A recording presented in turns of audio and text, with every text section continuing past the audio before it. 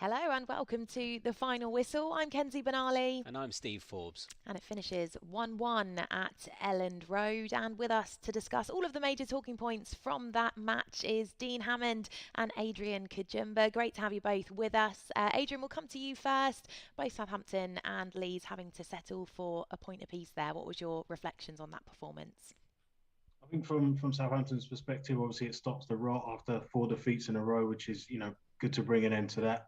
I think overall, you'd probably say that was a fair result, a draw. I think both sides had their spells where they in top, when they were on top, when they were in the ascendancy, looked like they were the most likely side to score. Leeds, especially at the start, sort of first 15, 20 minutes, it was intense, it was frantic, it was some desperate defending, some real sort of panicky moments in the Saints box and in around sort of Fraser Forster. But I thought either side had a goal and sort of up to when they equalised, maybe 10, 15 minutes into the second half.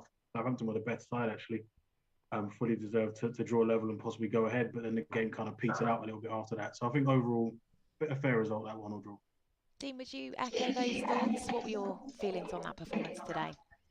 Yeah, I totally agree with Adrian. I think a 1-1 result was probably a fair result. I think there was good moments for both teams. I think the formations kind of cancelled each out at times in terms of there being a lot of bodies within the middle of the field, quite narrow for both teams, even though Southampton had a bit of joy in the second half with Cole Walker-Peters giving Southampton really, really good width. Not many opportunities in the game, a few half chances. But yeah, Leeds started very, very well. Real intensity, real purpose, and were the better the team. Probably deserved to go in front. But a good reaction from Southampton in the second half, and like we're going to talk about, a brilliant free kick from Prowse as always, which we kind of expect now. But it was fantastic. And then that moment potentially in the first half was Shea Adams, which was a brilliant bit of skill and a great save from the Leeds goalkeeper. And then a half opportunity just after the Southampton equalised, actually for Brozier, we couldn't quite get his foot round it. So a decent enough away performance, and like Adrian said, to kind of stop the run of defeats and to get a point on the board against an improving Leeds team. It is good for Southampton. So the performance was pretty good, and I'm sure the manager and the players will be pretty pleased with some improvements, which I know they can improve on as the season continues. Adrian, can you talk us through that opening goal for Leeds? It seemed a wee bit scrappy. Yeah, it was. I think there were a few elements in there where you'd probably say fortune sort of favoured Leeds and or went Leeds' way in the sort of build up to that goal's possible foul on Armando Broja before. When Rafinha gets to the byline, he kind of smuggles past Carl Walker-Peters and then just about keeps the ball in as well.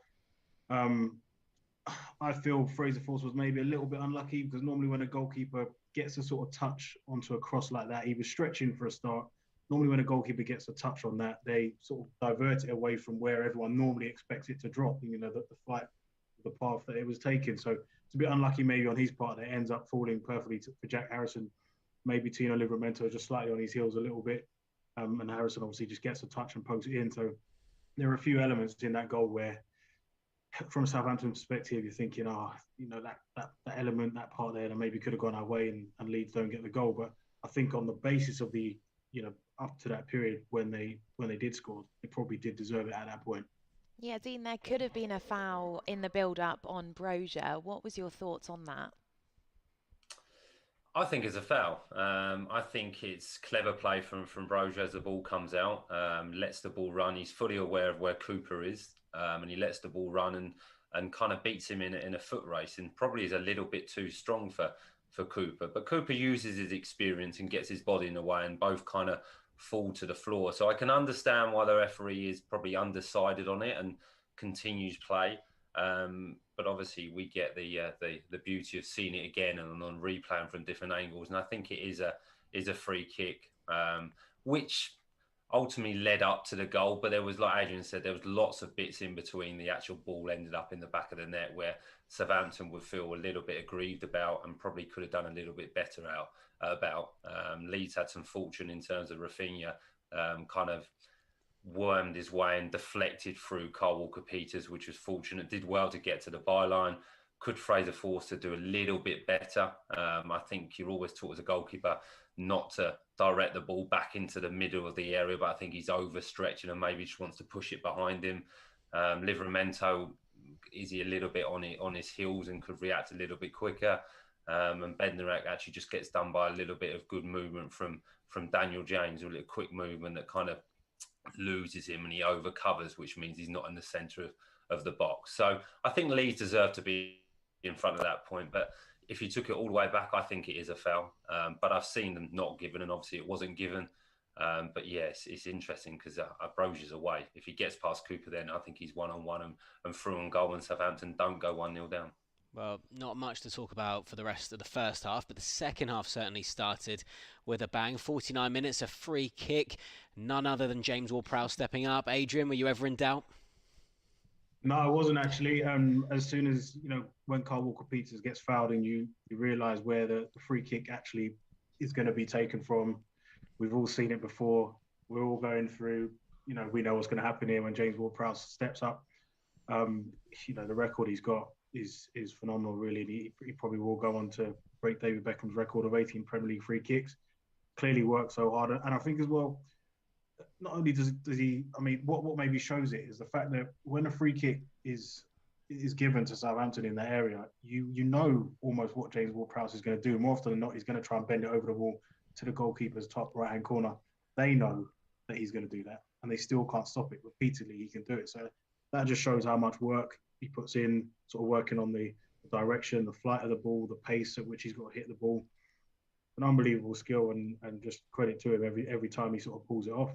So Adrian said there he thinks it's only a matter of time before Prowse overtakes Beckham's record. We certainly hope that is the case. 13 goals for him from Premier League free kicks. He has now overtaken Henry and Zola. Dean, what are your thoughts on this? Do you think it's only a matter of time before he does overtake David Beckham?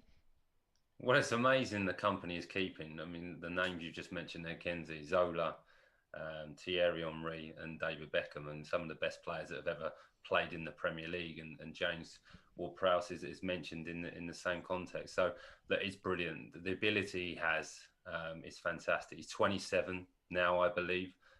So yeah, he's 5 away from Beckham, 6 to be the leading all-time free kick taker. I think he'll do it.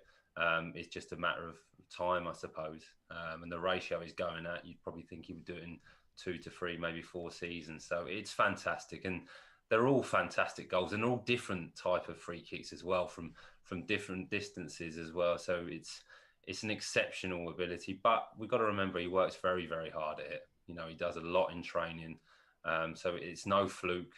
But it's almost become really normal that we expect him to score a goal like that, and it's such a spectacular goal that I know I watch games and I'm always just wishing players to be brought down around the area, because it's a great opportunity for Southampton to get a goal. But I think we also forget that Prowse is such a good player as well. Such an all-round player, and has improved so much over the last 2 or 3 seasons when he's become captain. I think he's improving all the time. He's a brilliant midfield player. He can do everything. He's strong, he's fit, his awareness is good, his passing range is good, he's getting assists now, he's scoring goals.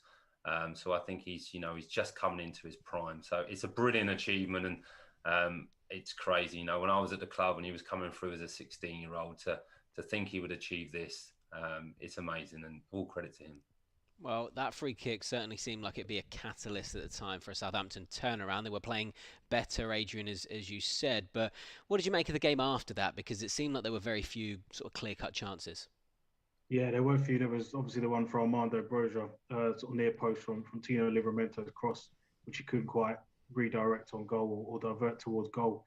I think Southampton responded really well to going behind, and they had quite a few chances after going behind, and they had that spell up until that Broja chance, but not too much after that. And I'd probably say sort of Calvin Phillips coming on and Geldhart for Leeds as well, just giving them a bit more cutting edge, a bit more movement, maybe something for Southampton defenders to worry about, sort of going the other way. And Phillips' class and sort of composure on the ball maybe just helped Leeds settle things down, and the game kind of just drifted towards the end. Well, Dean, let's talk about the formation now then, because pre-match we weren't quite sure how it would work with Diallo in the starting 11. How did that work for you, and also how would you rate Diallo's performance today? I think Diallo did okay. I can understand potentially why the manager played it. Very, very narrow. Um, Probably wanted a little bit more from Livramento and Cole Walker-Peters in the first half in terms of width, and that would have been Southampton's real attacking threat. But Leeds were very strong in that opening 10 to 15 minutes centrally in terms of pressing, winning the ball back, and then getting the ball forward with one or two passes and breaking on Southampton. So Diallo did okay and played on kind of the left-hand side. He actually almost had a few almost balls where a couple of times he kind of put the ball across the box with the outside of his foot, and it just got intercepted before it could get through to Shea Adams or Brozier. And I actually feel a little bit sorry for him. I think he's crying out for, to play in his natural position in the central midfield. It's just unfortunate for him that he has James Ward-Prowse and Oro Romero in front of him. We've got a fantastic partnership, and individually are both playing very, very well. So he's having to bide his time, but he's getting Premier League experience, which is really, really valuable for him. Still a young man. When he has played centrally, we've seen some outstanding performances for him. So it just takes a little bit of time, but he will get there. And when he did play centrally, when Oreo went off, he made some very, very good interceptions. So we know he's sound and he senses danger, and that is one of his strengths. So I'm sure he'll be disappointed because he wants to play centrally, but he did okay and he did a job for the team, which is all part of being a footballer in the modern day. So yeah, he did okay today. Well, it's Chelsea next up for Southampton next Saturday. Adrian, what are your early thoughts ahead of that match? Well, my early thoughts are probably in the context of their result today, 4-1 defeat at home to Brentford. There's obviously a lot going on at Chelsea with the sort of ownership situation, and they've done really well to kind of fend off that sort of impact in the team. But this is probably the first result where you'd wonder, and we'll obviously have to see how that game panned out, what contributed to that 4-1 defeat. But probably the first bad result they've had since everything was kicking off. They've also got Champions League in midweek. Sounds like defensively they were very bad today as well, which maybe you could probably guess from the number of goals they conceded at home, but it does actually sound like they were poor goals defensively they gave away. So it'll be interesting to have a look over that game and see what sort of shape Chelsea will be in after they get through the midweek and what there will be to exploit. But I think Brentford going to Chelsea and winning will just make, Chelsea doing very well, got a lot of quality, but if that's the sort of result they're on the wrong end of, and you're a Southampton side thinking about facing them next week, maybe it's not quite as daunting a prospect as it might have been this morning. Yeah, rather Southampton result, a rather surprising result for Chelsea, Dean. And obviously there's a little bit of turmoil off the field as well. Is this maybe a good time that Southampton can exploit them? Well, I hope so, Steve. It looks as though they've got a little bit of vulnerability about them. A poor result for them today. But there's always a sense of worry in terms of playing a team, such a top team against Chelsea after they've been beaten, and how they will react, because they're top players and they will react to it. So be interesting to see. But Southampton have been excellent at home this season and have performed very, very well in their last home game against Man City. Didn't get the result, but if they can play like they did against Man City, and Southampton are good against the top teams, they're brave and they kind of fancy themselves to beat the top team. So I'm looking forward to it. I'm sure there'll be a reaction from Chelsea, but Southampton will want to get back to winning ways as well and kind of move this run forward now. It's one game unbeaten with a good point of away to Leeds. With a home game coming up, I'm sure the atmosphere will be fantastic as well at St Mary's. So looking forward to it. Yeah, absolutely. We are very much looking forward to that one as well. Now, before we say goodbye, let's take a look at a couple of comments being sent in to us on socials. David Palmer, hello to you. He says, well done, James. Come on, you Saints. What a fantastic free kick again. That was from him. A lot of love coming in for Carl Walker-Peters as well. Peter on YouTube says, KWP was my man of the match. Trish Skies agrees. She says, man of the match surely has to be Carl Walker-Peters. Great comeback from the lads after after the Leeds goal. Kai Tizard, good fight, boys. Very good points. And Doug Crew says, well done, Saints. And a final one from Andrew Dron, who says, skillful battling points, very committed performance, good springboard for the run-in now. And before we say goodbye as well, of course, we would like to wish Southampton FC women all the very best for their top of the table clash against Ipswich tomorrow. We are, of course, hoping that Marianne Spacey's side can have a positive day in Suffolk tomorrow. Yeah, best of luck to our women's team there. Well, Adrian and Dean, thank you very much for joining us today on Saints Live and on the Final Whistle. We'll see you again soon. A valuable away point for Southampton today, and we'll be back next week as the Saints return home to St Mary's to face Chelsea. Enjoy the rest of your weekend, and we'll see you then. Bye for now.